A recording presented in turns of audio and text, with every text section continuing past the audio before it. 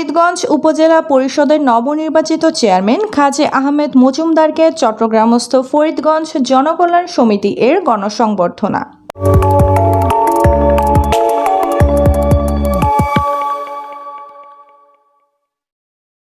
ষষ্ঠ উপজেলা পরিষদ নির্বাচনের অংশ হিসেবে চতুর্থ ধাপে গত 5 জুন অনুষ্ঠিত ফরিদগঞ্জ উপজেলা পরিষদ নির্বাচনে বিপুল ভোটে নির্বাচিত চেয়ারম্যান কাজী আহমেদ মজুমদারকে গণসংবর্ধনা দিয়েছেন চট্টগ্রামস্থ ফরিদগঞ্জ জনকল্যাণ সমিতির সদস্যবৃন্দ।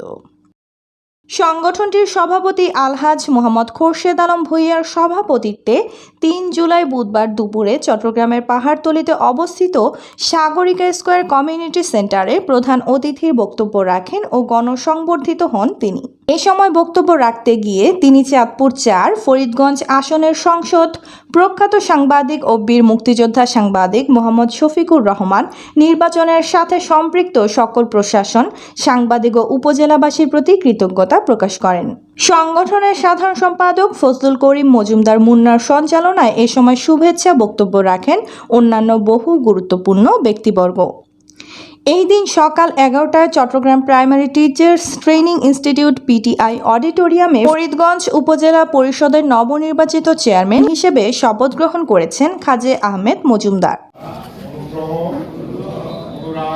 শপথ বাক্য পাঠ করিয়েছেন বিভাগীয় কমিশনার মোহাম্মদ তোফায়েল ইসলাম।